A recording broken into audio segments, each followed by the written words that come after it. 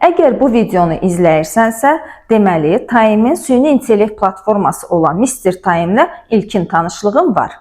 Bəs Mr. Time sizin imtahanda yüksək nəticə əldə etməyinizə dəstək ola bilərmi? Əlbəttə ki, təsir edər. Düzgün istifadə edildiyi təqdirdə imtahanda yüksək nəticə əldə etməyiniz sizin əlinizdədir. Gəlin indi platforma ilə tanış olaq ki, biz öyrənmə prosesimizi necə təşkil edə bilərik ki, faydalı olsun. İlk öncə platformaya daxil olursunuz, hazırlığa başla hissəsinə keçid edirsiniz. Bu zaman sizin qarşınıza metodikadan çərçivə sənədinə uyğun olan mövzular çıxacaq. Sizə təqdim olunan mövzulardan hər hansı birinə daxil olursunuz və qarşınıza 3 addım çıxacaq. Öyrənmə prosesi, öyrənmənin dəyərləndirilməsi və mövzu sınağı. İlk öncə öyrənmə prosesinə daxil oluruq və burada siz video izaha baxıb mövzunu öyrənirsiniz.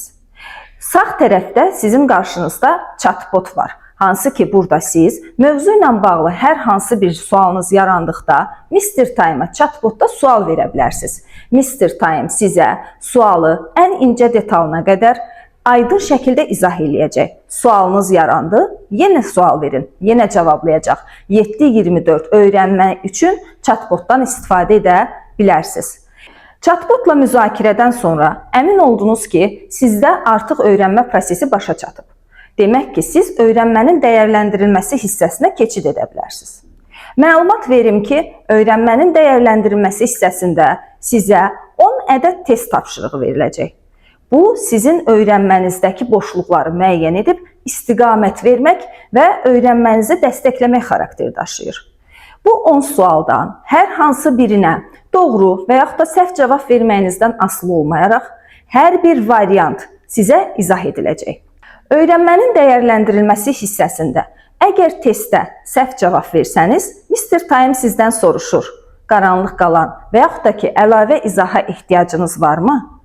Əgər siz əlavə ehtiyac duysanız ki, izah verilsin, bu zaman sualınızı yenidən ünvanlaya bilərsiniz. Hər hansı bir variant qaranlıq qalıb, hər hansı bir sözü anlamadım, Mr. Time aydın və səlis şəkildə sizə yenidən izah verəcək. 10 sualı tamamladıqdan sonra siz keçid edirsiniz mövzu sınağı hissəsinə. Bəs mövzu sınağı hissəsi nəyə xidmət edir? Mövzu sınağı hissəsi sizin artıq əldə etdiyiniz mövzu ilə bağlı nailiyyətinizi ölçməyə xidmət edir. Burada sizə 20 ədəd test tapşırığı təqdim edilir. Mövzu sınağında 20 testin 20'sini də işarələdikdən sonra nəticələrinizin yoxlanması prosesinə keçirilir. Burada sizin nailiyyətiniz təhlil edilir.